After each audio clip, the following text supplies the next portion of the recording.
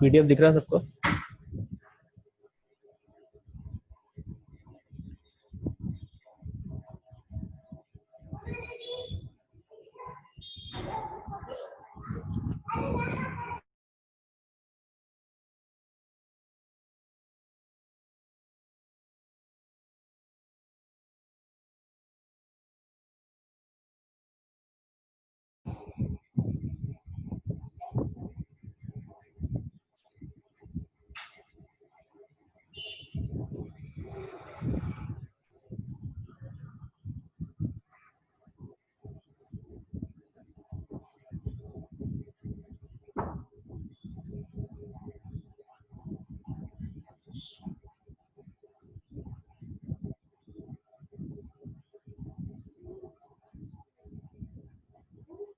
देखिए, कल आपको पीरियड्स के बारे में बताए थे, ठीक है। Shortest period, then short period, long period, longest period, ठीक है, इनकम्प्लीट पीरियड, ठीक। देन आज हम देखेंगे ग्रुप्स वगैरह। ग्रुप्स कहते हैं किसको है, किस ग्रुप का क्या नाम है, वो देखेंगे।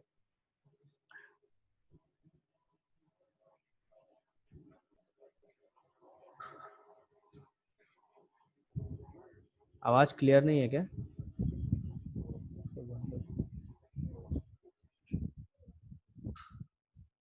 हेलो, आवाज क्लियर है अभी? ठीक, देखिए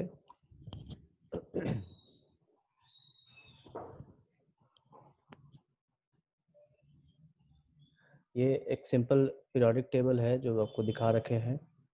अभी इसको आप ध्यान से सुनोगे, ध्यान से देखोगे सब चीज़।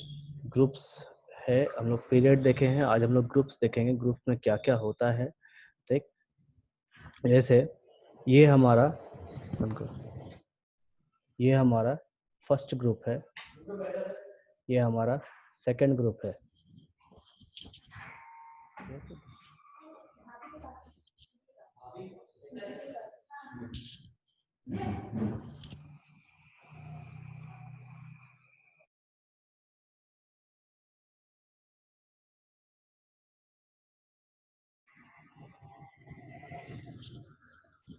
ठीक है। ये हमारा फर्स्ट ग्रुप, ग्रुप 1, जिसको हम 1 या 1A या IA से डिनोट करते हैं। रोमन नंबर्स में 1A कहते हैं, ठीक। अभी आ रहा आवाज? आवाज क्लियर है सबको?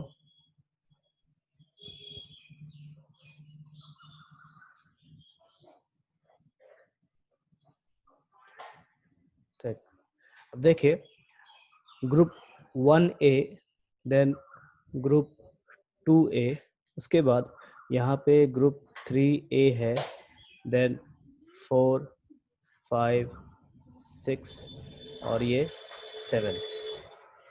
ग्रुप 7 है, ये पूरा A का पोर्शन है। देन ये यहाँ से लेकर के यहाँ तक A का पोर्शन है।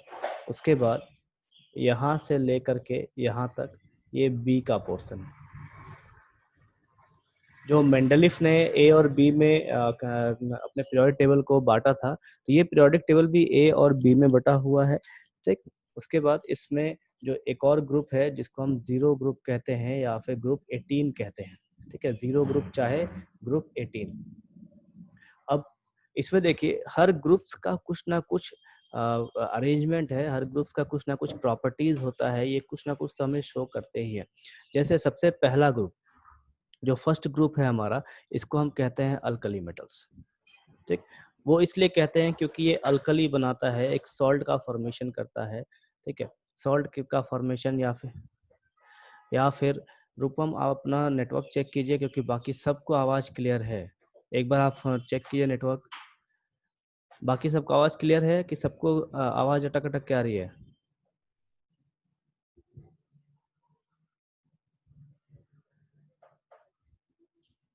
आवाज क्लियर है सबको?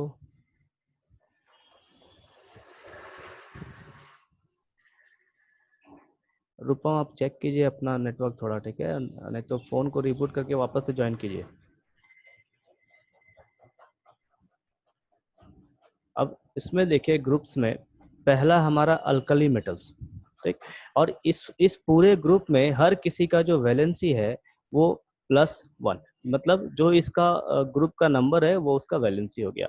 सेम अब यहाँ हम ग्रुप 2 की बात करें तो इसका भी जो वैलेंसी होगा वो भी 2 होगा, और इसका जो नाम है वो अल्कलाइन अर्थ मेटल्स नाम होता है। वो इसलिए क्योंकि ये एलिमेंट्स ज्यादातर अर्थ में पाए जाते हैं, इस वजह से इसको अल्कलाइन अर्थ मेटल्स कहते हैं।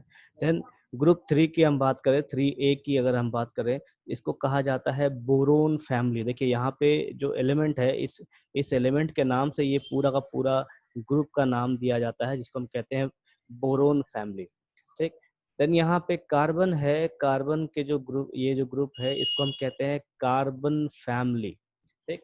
वो इसलिए क्योंकि जो भी प्रॉपर्टीज है वो कार्बन से रिलेटेड होते हैं, ठीक। इस वजह से कार्बन फैमिली कहा जाता है। देन यहाँ पे नाइट्रोजन है, इसको हम कहते हैं नाइट्रोजन फैमिली। ऑक्सीजन है, इसको कहेंगे ऑक्सीजन फैमिली, ठीक। उसके बाद फ्लोरीन है, इसको कहा जाता है फ्लोराइड फैमिली या फ्लोरीन फैमिली।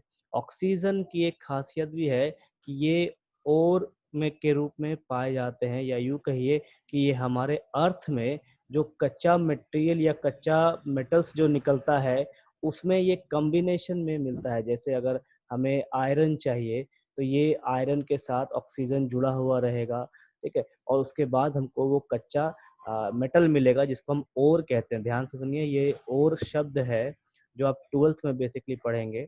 तो इसको हम कहते हैं कच्चा मेटल, ठीक, जो अर्थ के अंदर से निकलता है। तो ये ऑक्सीजन आपको आयरन के साथ देखने को मिलेगा, देन एल्यूमिनियम के साथ मिलेगा, कॉपर के साथ मिलेगा, उसके बाद क्रोम के साथ मिलेगा, जिंक के साथ मिलेगा। जितने भी एलिमेंट्स है, जितने एलिमेंट्स कहने का मतलब जितने भी मेटल्स हैं, स्पेशली डी ब्लॉक के मेटल्स, तो ये सभी मेटल्स के साथ ऑक्सीजन कंबाइन होता है। इसको हम कहते हैं क्या बोलते हैं, और कंबाइनिंग मटेरियल्स, इस टाइप से, ठीक है। तो ये इसका फैमिली का नाम है। अगर हम ग्रुप 3 की बात करें तो बोरोन, 4 की बात करें तो कार्बन फैमिली, एंड 5 की बात करें तो नाइट्रोजन फैमिली, 6 की बात करें तो ऑक्सीजन फैमिली, 7 की बात करें तो फ्लोरीन फैमिली। ये इस ग्रुप्स का डेजिग्नेशन है, और ये हमको बताएंगे कि इनका ऑक्सीडेशन नंबर क्या होगा, इनका वैलेंसी क्या होगा, वगैरह वगैरह, ठीक है। अब देखो वैलेंसी की जब हम बात करें तो इस केस में जो पी ब्लॉक का केस है, इसे पी ब्लॉक भी कहा जाता है, आगे देखेंगे हम लोग। तो इसका जो केस है पी ब्लॉक का, इसका वैलेंसी आपको कैसे निकालना है, 8 माइनस वैलेंस इलेक्ट्रॉन्स, ठीक है, 8 माइनस वैलेंस इलेक्ट्रॉन्स। लेकिन हर किसी के साथ नहीं जाएगा। जैसे देखो, स्पेशली 8 माइनस वैलेंस इलेक्ट्रॉन्स किसके साथ जाएगा, तो ग्रुप नंबर 5, ग्रुप नंबर 6 और ग्रुप नंबर 7, स्पेशली इनके साथ जाएगा। लेकिन इन दोनों के साथ, ठीक, इन दोनों के साथ हर जगह नहीं जाता। इन दोनों के साथ कहीं पे 8 माइनस वैलेंस इलेक्ट्रॉन्स लगता है, तो कहीं पे जो वैलेंस इलेक्ट्रॉन है इनका वही वैलेंसी बन जाता है। जैसे कार्बन का 8 माइनस वैलेंस इलेक्ट्रॉन भी लागू होगा, और जो इसका बाहर का इलेक्ट्रॉन है 4 इलेक्ट्रॉन्स, वो इसका वैलेंसी भी कहलाएगा। जैसे आप देखिए, कार्बन जो है ये CH4 मॉलिक्यूल बनाता है, मतलब एक कार्बन के साथ 4 हाइड्रोजन जुड़े हुए हैं, ठीक। तो हम कह सकते हैं कि यहाँ पे 8 माइनस वैलेंस इलेक्ट्रॉन भी लागू है, और यहाँ पे इसका जो ग्रुप का नंबर है वही इसका वैलेंसी भी है। तो इस केस में दोनों है। लेकिन बोरोन के केस में हम क्या करते हैं कि 8 माइनस वैलेंस इलेक्ट्रॉन भी लगाते हैं, और 8 माइनस वैलेंस इलेक्ट्रॉन को भी नेग्लेक्ट करते हैं। जैसे बोरोन जब फ्लोरीन के साथ रिएक्ट करता है BF5 भी बनाएगा, और ये BH3 भी बनाता है, ठीक है। तो हर किसी के साथ इसका ऑक्सीडेशन नंबर या वैलेंसी जो है वो फर्क होता है। जैसे यहाँ पे 5 फ्लोरीन है, यहाँ पे 3 हाइड्रोजन है, तो तीनों के साथ इसका सॉरी दोनों के साथ इसका ऑक्सीडेशन नंबर या वैलेंसी अलग अलग हो जाता है। तो ये तो हो गई ग्रुप की बात कि ग्रुप्स हमको बेसिकली जो ग्रुप का नंबर है वो बेसिकली हमको वैलेंसी बताता है, स्पेशली हमको वैलेंसी बताता है अगर हम सीधे सीधे नॉर्मली देखें तो। यहाँ तक डाउट है किसी को? यहाँ तक किसी को डाउट है ग्रुप्स का नाम समझने में?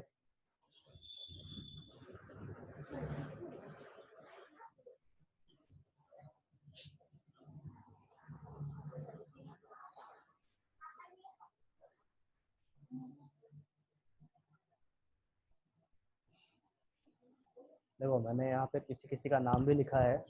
अल्कली मेटल्स, ये जो हमारा पहला है ये हमारा अल्कली मेटल्स, उसके बाद अल्कलाइन अर्थ मेटल्स।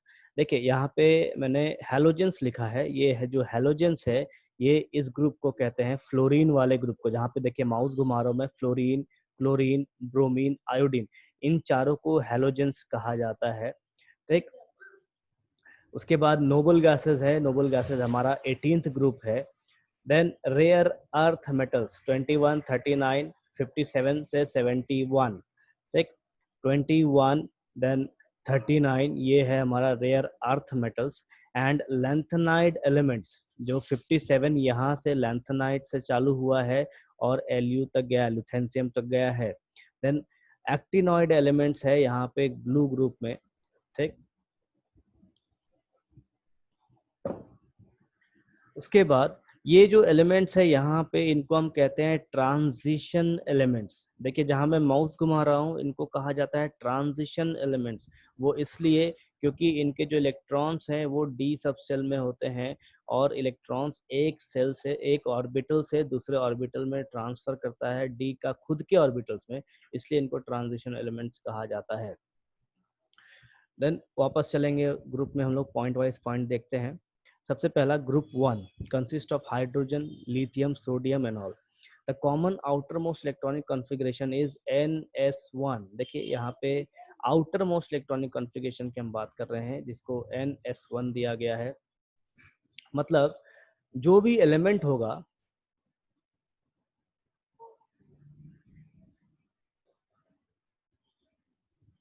जो भी एलिमेंट होगा ग्रुप 1 का, हर किसी का इलेक्ट्रॉनिक कॉन्फ़िगरेशन जो बाहर वाले सेल है उसका NS1 ही होगा। NS1 कैसे चेक करेंगे? जैसे मान लो हमारे पास हाइड्रोजन है, हाइड्रोजन का एक एटॉमिक नंबर, तो इसका इलेक्ट्रॉनिक कॉन्फ़िगरेशन हो गया 1s1। अब हम बात करें लिथियम की, तो लिथियम का है 3 एटॉमिक नंबर, तो इसका क्या हो जाएगा 1s2, उसके बाद 2s1। मतलब ये जो 2s1 है ये इसका लास्ट इलेक्ट्रॉनिक कॉन्फ़िगरेशन है जो इसके जैसा दिख रहा है। तो इस जगह पे n की वैल्यू क्या हो जाएगी? n की वैल्यू हो जाएगी 1, देन 2, और ऐसा करते करते कहाँ तक जाएंगे? इन्फिनिटी तक। ठीक है, या यूँ कहिए इन्फिनिटी नहीं जाएगा, लास्ट पेनल्टीमेट सेल n-1 तक जाएगा, इन्फिनिटी तक नहीं जाके n-1 तक जाएगा। ठीक, ये हो गया। देन इसका नाम है अल्कली मेटल जो फर्स्ट ग्रुप के होते हैं। Then group number 2 consist of beryllium, magnesium, calcium. इसका जो इलेक्ट्रॉनिक कॉन्फ़िगरेशन है आउटर मोस्ट का वो NS2 होता है। मतलब अगर हम मैग्नीशियम की इलेक्ट्रॉनिक कॉन्फ़िगरेशन लिखें तो ये हम कैसे लिखेंगे? 1s2 then 2s2। ठीक है, और लास्ट में हम जाएंगे 3s2 तक। लास्ट में हम 3s2 तक जाएंगे। देखिए मैं बीच का यहाँ पे नहीं लिख रहा हूँ, आप सबने इलेक्ट्रॉनिक कॉन्फ़िगरेशन पहले किया है। ठीक है, तो जो ये लास्ट वाला इलेक्ट्रॉनिक कॉन्फ़िगरेशन है शेल का, हम उसको लिखते हैं यहाँ पे। अब देखो हर किसी में जब हम अल्कली मेटल्स की बात करें तो इसमें हर मेटल्स, हर एलिमेंट का जो लास्ट इलेक्ट्रॉनिक कॉन्फ़िगरेशन है वो लास्ट सेल में लास्ट इलेक्ट्रॉन 1 दिखा रहा है। ठीक है, तो ये जो 1 इलेक्ट्रॉन है, जब ये 1 इलेक्ट्रॉन दिखाता है एक सेल में तो ये कुछ ना कुछ प्रॉपर्टीज को रिलेट करेंगे। उसी तरीके से यहाँ पे लास्ट में 2 इलेक्ट्रॉन है हर किसी का, तो ये भी कुछ ना कुछ प्रॉपर्टीज, मतलब सिमिलर प्रॉपर्टीज को रिलेट करेंगे।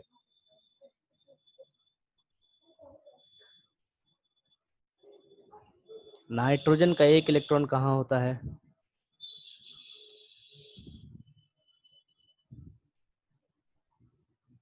नाइट्रोजन नॉन मेटल्स है, ग्रुप 1 में नहीं जाएगा, और नाइट्रोजन में टोटल 7 इलेक्ट्रॉन्स होते हैं। ठीक है, जो पोजीशंस है, पोजीशंस हम धीरे धीरे समझेंगे, टेंशन मत लीजिए उस चीज का।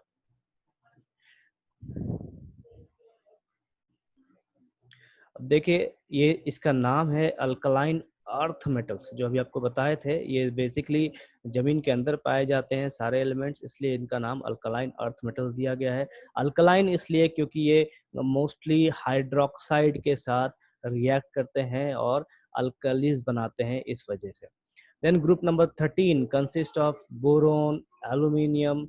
देखिए इनका इलेक्ट्रॉनिक कॉन्फ़िगरेशन जो लास्ट सेल का है, या यूं कहिए कॉमन इलेक्ट्रॉनिक कॉन्फ़िगरेशन जो है वो NS2 NP1 है। जैसे यहाँ पे देखो 2s2 2p1, then 3s2 3p1, तो इसका कॉमनली लिखा गया है NS2 NP1। The elements of this group are called as boron family, क्योंकि सभी इस ग्रुप के सभी एलिमेंट्स सिमिलर प्रॉपर्टीज शो करते हैं, इस वजह से। Then group number 14 consist of carbon, silicon, और इनका कॉमन इलेक्ट्रॉनिक कॉन्फ़िगरेशन या जनरल इलेक्ट्रॉनिक कॉन्फ़िगरेशन हो जाएगा NS2 NP2। ठीक है, तो NS2 NP2 में कोई भी फिट बैठेंगे। अगर हम सेकेंड ग्रुप की सेकेंड पीरियड में बात करें तो ये हमारा सेकेंड पीरियड हो जाएगा। ठीक है, सेकेंड पीरियड है, इस वजह से NS2 NP2 में जा रहा है। ये हमारा थर्ड पीरियड है, इसीलिए ये 3s2 और 3p2 में जा रहा है। ठीक है, यहाँ से हम पता भी कर सकते हैं कौन से एलिमेंट कौन से पीरियड में है। ध्यान से देखिए कौन से एलिमेंट कौन से पीरियड में है, हमको ये भी पता चलता है इसके इलेक्ट्रॉनिक कॉन्फ़िगरेशन से। तो जनरल इलेक्ट्रॉनिक कॉन्फ़िगरेशन हो जाएगा NS2 NP2। This group is known as carbon family, इसको हम कार्बन फैमिली के नाम से बुलाते हैं।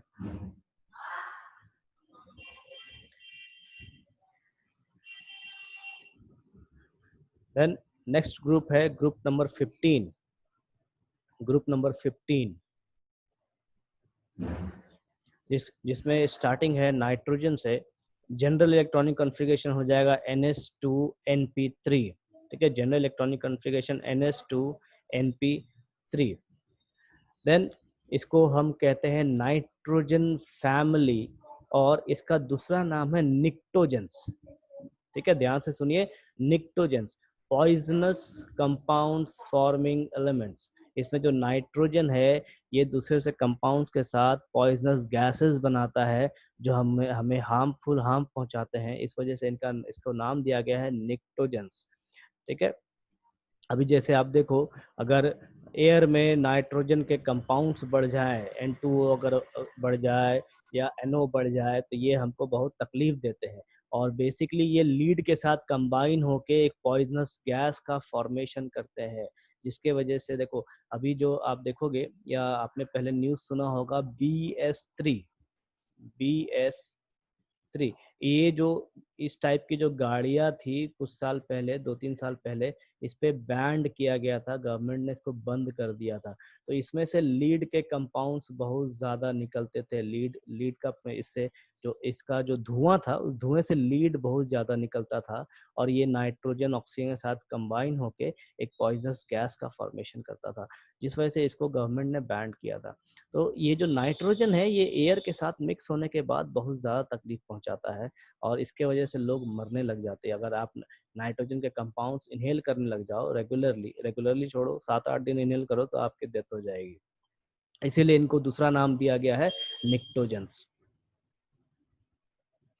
Then group number 16 contains oxygen, sulphur, और उसके नीचे वाले सारे एलिमेंट्स। इनका इलेक्ट्रॉनिक और जनरल इलेक्ट्रॉनिक कॉन्फ़िगरेशन है NS2 NP4। This group is known as oxygen family. The elements of this group are also called as chalcogens, मतलब ore forming elements. Ore forming elements जैसे अभी मैंने आपको बताया था कि आयरन, अगर हम धरती से निकाले, अर्थ से आयरन को जब निकाला जाता है, तो ये Fe2O3 के रूप में मिलता है, डॉट H2O के टर्म में हमको मिलता है ये। ठीक है, या यूँ कहिए ये बॉक्साइट वगैरह के टर्म में हमको देखने को मिलता है।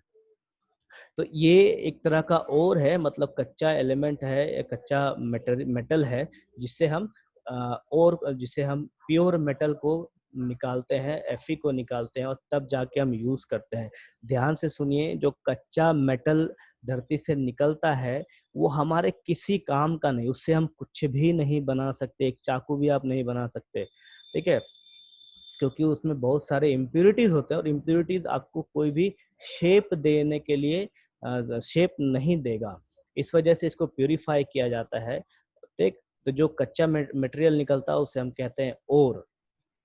देन नेक्स्ट है group number 17, contains fluorine, chlorine. इनका जनरल इलेक्ट्रॉनिक कॉन्फ़िगरेशन है NH2NP5 and these are known as halogens, salt forming element. Salt बनाता है ये, किसके साथ मिलकर सॉल्ट बनाता है? तो अल्कली और अल्कलाइन ग्रुप के साथ, अल्कली और alkaline,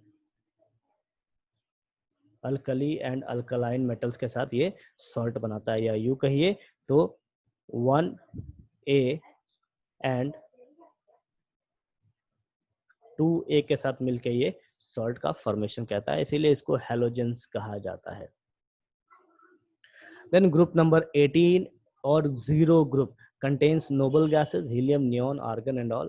The common electronic configuration is NS2NP6. ठीक, elements of this group are called as inert gases or noble gases. Inert इसलिए, inert का हिंदी मीनिंग होता है unreactive, ठीक है, सॉरी हिंदी मीनिंग नहीं, inert का मतलब होता है unreactive, inert का मतलब है ये रिएक्ट नहीं करता। तो जनरली हम यही जानते हैं कि ये रिएक्ट नहीं करता, लेकिन जेनॉन जो है फ्लोरीन के साथ काफ़ी सारे कंपाउंड्स देता है, बहुत सारे कंपाउंड्स देता है, तो हम इस चीज़ को बिल्कुल नहीं कह सकते कि नोबल गैसेस रिएक्ट नहीं करते। लेकिन फिलहाल हीलियम, देन नियॉन, आर्गन, एक फिलहाल हम जानते हैं कि ये 3 रिएक्ट नहीं करते, बाकी सारे रिएक्ट करते हैं। क्रिप्टॉन भी रिएक्ट करते हैं, देन जेनॉन भी रिएक्ट करते हैं, वो भी नोबल गैसेस है, वो सब रिएक्ट करते हैं। अब अभी जो अभी जो प्रैक्टिकल्स चल रहे हैं, एक्सपेरिमेंट जो चल रहे हैं साइंटिस्ट लोगों के पास, उन लोगों के पास फिलहाल ये चल रहा है, वो देख रहे हैं कि आर्गन किसी के साथ कंबाइन होता है या नहीं। ये अभी लेटेस्ट एक्सपेरिमेंट्स चालू है, ठीक है।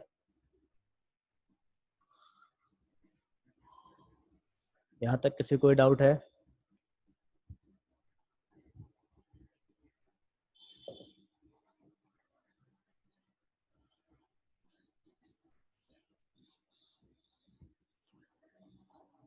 देखो, नोबल गैस में इसलिए रखा गया है क्योंकि मैंने आपको पहले भी बताया है, ठीक है, किसने पूछा था? सौरभ।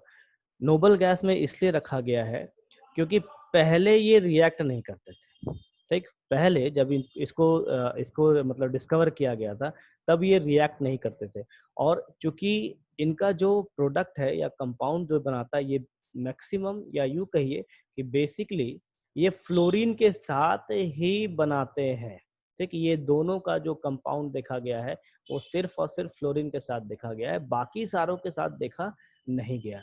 वो इसलिए देखा जाता है क्योंकि this is the most electronegative element in periodic table. मतलब इसकी जो इलेक्ट्रॉन खींचने की ताकत है वो पूरे पीरियोडिक टेबल में सबसे अधिक है। आपको मैंने पहले भी एक बार बताया था कि फ्लोरीन का रिएक्शंस आप अपने सिलेबस में बहुत कम देखेंगे, ठीक है। तो उसका मेन रीजन ही यही होता है कि ये हमारे एक्सपेक्टेशन के हिसाब से रिएक्शंस नहीं देता, ठीक है। तो सेम रीजन है कि हम नोबल गैसेस को यही मान के चलते हैं कि ये रिएक्ट नहीं करता, वो इसलिए क्योंकि ये सिर्फ और सिर्फ फ्लोरीन के साथ ही प्रोडक्ट देता है, इस वजह से। सौरभ, क्लियर है?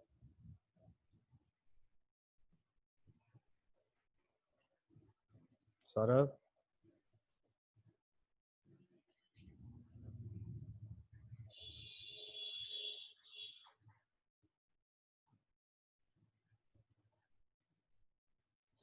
देन नेक्स्ट है हमारे पास classification of elements as a block, ठीक है। ब्लॉक कहने का मतलब है कि इस पीरियोडिक टेबल में, इस पीरियोडिक टेबल में ये एक ब्लॉक है जिसमें यहाँ से लेकर के यहाँ तक एक एलिमेंट है, उसके बाद ये एक ब्लॉक है, उसके बाद ये एक ब्लॉक है, उसके बाद ये एक ब्लॉक, ठीक। ये हमारा एस ब्लॉक हो गया, ये हमारा डी ब्लॉक हो गया, ये हमारा पी ब्लॉक हो गया, और ये हमारा एफ ब्लॉक हो गया। अब देखिए इनकी खासियत क्या है, सबसे बेसिक खासियत क्या है इनका, कि जो जिस ब्लॉक में है उनका लास्ट इलेक्ट्रॉन उसी सेल में होगा। ध्यान से सुनिए, जो जिस ब्लॉक में है उसका लास्ट इलेक्ट्रॉन उसी सेल में होगा। ठीक है, ये ब्लॉक्स हमको बेसिकली ये चीज बताते हैं। ठीक, जब आपको डिफाइन करना हो या ढूंढना हो कि कोई एलिमेंट किस ब्लॉक में लाई करता है, तो उसका इलेक्ट्रॉनिक कॉन्फ़िगरेशन लिखे और उसके बाद आप उससे बता सकते हैं कि उस इलेक्ट्रॉनिक कॉन्फ़िगरेशन से आपको समझ में आएगा कि वो किस पीरियड में है, किस ग्रुप में है, किस ब्लॉक में है। ठीक है, हम ऐसे चेक करते हैं इसको। सबसे पहला S block elements. The elements of the periodic table in which the last electron enters in s orbital are called s block element. Periodic table में वैसे एलिमेंट जिनका लास्ट इलेक्ट्रॉन एस ऑर्बिटल में आता है वो एस ब्लॉक में रखे गए हैं। S orbitals can accommodate a maximum of 2 electrons. S orbital में ज़्यादा से ज़्यादा 2 इलेक्ट्रॉन्स हो सकते हैं। Their general formula are ns1 and ns2 respectively, where n is equal to 1 to 7। देखिए अभी यहाँ पे NS1 और NS2 है, तो NS1 जो है अल्कली मेटल्स के लिए यूज किया गया, मतलब ग्रुप 1A के लिए यूज किया गया है, और NS2 जो है ये अल्कलाइन अर्थ मेटल्स के लिए यूज किया गया है, मतलब ग्रुप 2A के लिए यूज किया गया है। 1A group elements are known as alkali metals because they react with water to form alkali, मतलब हाइड्रोक्साइड बनाता है इस वजह से। Then group 2A group elements are known as alkaline earth metal because their oxides react with water to form alkali, and these are found in the soil or earth. Total number of S block elements are 14. Total number जो है S block में ये 14 होते हैं। Then Fr57 and Ra88 are radioactive elements, while H and He are gaseous elements. इसमें francium और radium जो है वो रेडियोएक्टिव एलिमेंट है, और हाइड्रोजन और हीलियम जो है वो गैसियस एलिमेंट्स है, बाकी सभी सॉलिड्स होते हैं। तो यहाँ पे फ्रांसियम है जो 7th पीरियड में, ये दो एलिमेंट है, ये आपका रेडियो एक्टिव एलिमेंट है, और इसके बाद ये जो हाइड्रोजन है ये आपका गैसियस में पाया जाता है। देन देखिए नोबल गैस यहाँ पे हीलियम जो है इसका लास्ट इलेक्ट्रॉन एस में है। ठीक है, ध्यान सुनिए, इसका लास्ट इलेक्ट्रॉन एस में है, और उसके बाद भी इसको एस ब्लॉक में रखा नहीं गया है। तो नहीं रखने का रीजन है कि ये नोबल गैस है, इस वजह से इसको अलग ही यहाँ पे एक जगह दी गई है। Then last point, caesium and francium are liquid elements belonging to s block element. S block element में ये दो लिक्विड्स में पाए जाते हैं। The next है हमारे पास p block elements, the elements of the periodic table in which the last electron gets filled up in the p orbital called p block elements। वैसे एलिमेंट जिनके इलेक्ट्रॉन्स जो है लास्ट सेल p में आते हो, p orbital में आते हो, उनको p ब्लॉक में रखा गया है। p orbital can accommodate a maximum of 6 electrons, therefore p block elements are divided into 6 groups। ठीक है, p block elements, P block जो है या पी ऑर्बिटल जो है वो ज्यादा से ज्यादा 6 इलेक्ट्रॉन्स ऑक्यूपाई कर सकते हैं। जैसे मैंने आपको दिखाया था कि पी में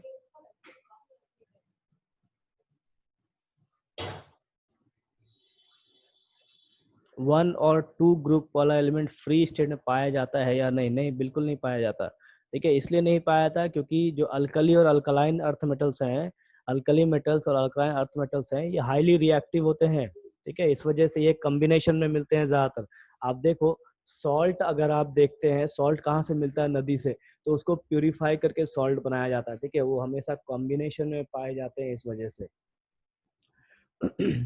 देखिए आपको पी ब्लॉक में हम दिखाए थे पहले कि पी ब्लॉक में उसके टोटल 3 ऑर्बिटल होते हैं, और 3 ऑर्बिटल में दो दो इलेक्ट्रॉन, दो यहाँ, दो यहाँ, दो यहाँ। इसी वजह से इसको 6 ग्रुप में बांटा गया है, 3A, 4A, 5, 6, 7 एंड 0 ग्रुप। ठीक है, the general formula of P block elements is NS2NP126। देखिए ध्यान से देखिए, ये जनरल फार्मूला है पी ब्लॉक एलिमेंट्स का, और ये जो जनरल फार्मूला है ये आपको याद होना चाहिए। वो इसलिए क्योंकि डायरेक्टली एग्जाम में ऑब्जेक्टिव पूछा जाता है कि पी ब्लॉक एलिमेंट्स का जनरल इलेक्ट्रॉनिक कॉन्फ़िगरेशन क्या है। ठीक है, इस चीज को ध्यान रखिए, ये ऑब्जेक्टिव में आता है। आप चाहो तो अपने कॉपी में ये जब आप नोट्स बनाएंगे तो इसको स्टार मार्किंग कर लीजिए, चाहे ये लिख लीजिए कि ऑब्जेक्टिव पर्पस के लिए, ठीक है। आप चाहो तो ऐसा आप लिख के रख सकते हैं, जो आपको सहूलियत हो वैसा।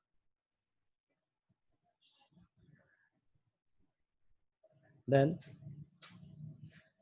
the zero group elements having general formula ns2 np6 are inert because their energy levels are fully filled, या यूं कहिए कि इनका ऑक्टेट पूरा हो जाता है, इस वजह से ये रिएक्ट नहीं करते हैं। The total number of p block elements in the periodic table is 36 excluding helium, helium को छोड़ के p block में टोटल 36 एलिमेंट्स होते हैं। There are 9 gaseous elements: neon, argon, krypton, xenon, radon, fluorine, chlorine, iodine and nitrogen। इन सब ये सभी जो है ये सभी आपके गैसियस एलिमेंट्स है belonging to P block. Gallium and bromine are liquid elements. देखो आपको कॉम्पिटिशन्स में देखिए, जहां जहां मैंने यहाँ आपको हाईलाइट कर रखा है, कॉम्पिटिशन्स में कई बार स्पेशली इन मेडिकल एग्जाम्स कई बार पूछा जाता है कि लिक्विड एलिमेंट्स कौन से हैं या गैसियस एलिमेंट्स कौन से हैं पी ब्लॉक के, इस टाइप से ऑब्जेक्टिव्स आता है, ठीक है। तो जहां जहां मैंने ये हाईलाइट कर रखा है या बोल्ड में लिख रखा है, तो इसको आप थोड़ा इम्पोर्टेंट मार्क करके पढ़ेंगे, specially those who are preparing for competition exams.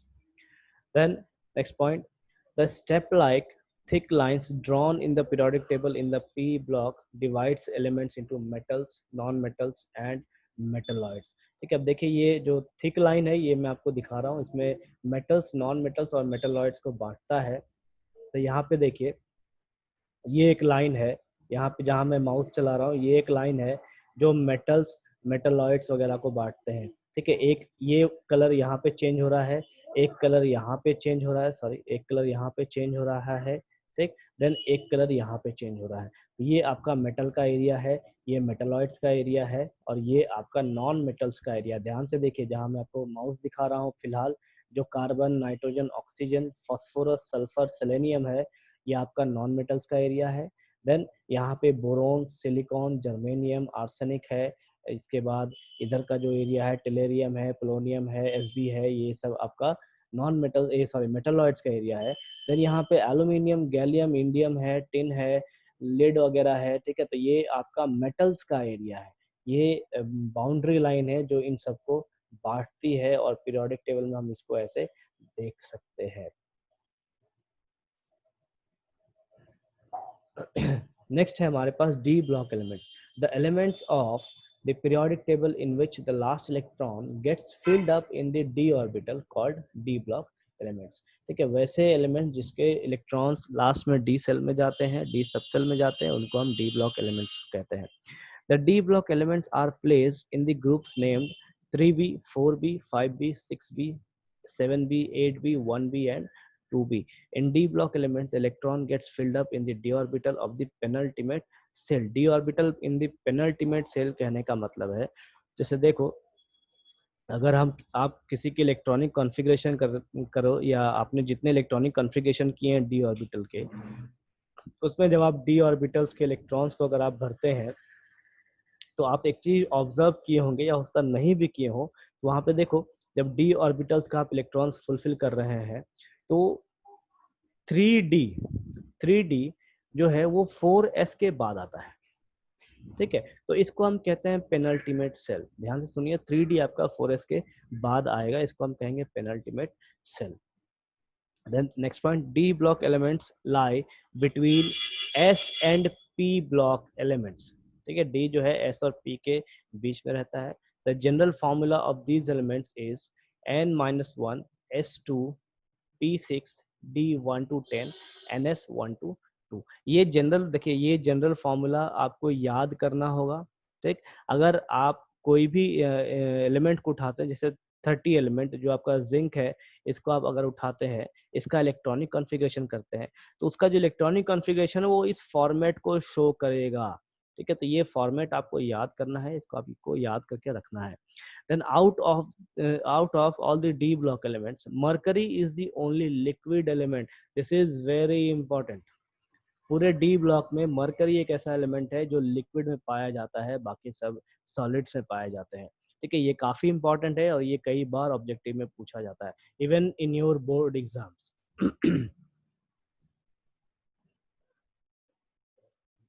एक चीज और देखो, एक चीज मैं आपको बताना भूल गया।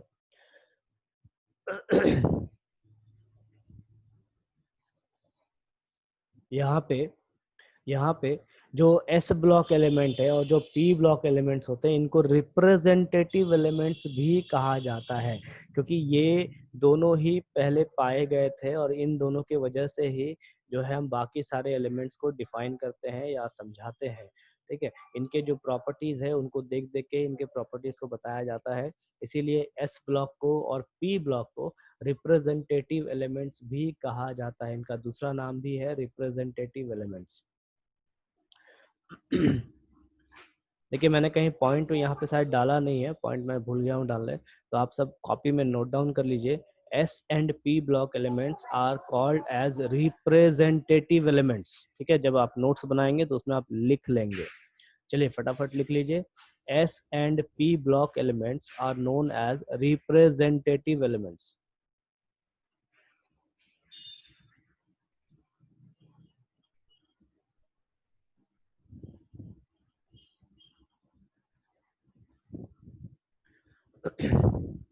देन नेक्स्ट है हमारे पास F block element, the element of the periodic table in which the last electron gets filled up in the f orbital called f block elements। इनके इलेक्ट्रॉनिक कॉन्फ़िगरेशन में जो लास्ट इलेक्ट्रॉन है वो f orbital में जाते हैं। then f block elements are from atomic number 58 to 71 and from 90 to 103।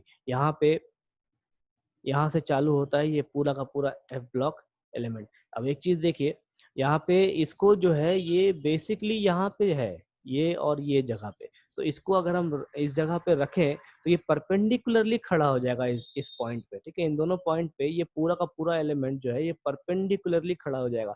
तो paper को फोल्ड करने में अच्छा नहीं लगेगा, देखने में अच्छा नहीं लगेगा, और आपको पीरियोडिक टेबल देखने के लिए भी मशक्कत करनी पड़ेगी। तो इस वजह से ये जो एफ ब्लॉक का एलिमेंट है इसको अलग से यहाँ पे रखा जाता है। ठीक है, इसको नीचे रखने का बस एक मेन रीजन यही है कि ये क्या बोले, एर्गोनोमिकली अच्छा नहीं दिखेगा, ये सुंदर नहीं दिखेगा, इस वजह से। Then the lanthanides occur in nature in low abundance and therefore these are called rare earth elements। ठीक है, lanthanides जो है वो काफी कम मात्रा में पाया जाता है, इसलिए इनको रेयर अर्थ एलिमेंट्स कहते हैं। रेयर अर्थ एलिमेंट का मतलब है उनकी परसेंटेज जो है पूरे वर्ल्ड में बहुत कम होती है। There are 28 F block elements in the periodic table। Total 28 F block element होते हैं। The elements from atomic number 58 to 71 are called lanthanides because they come after lanthanum। The elements from 90 to 103 are called actinides because they come after actinium।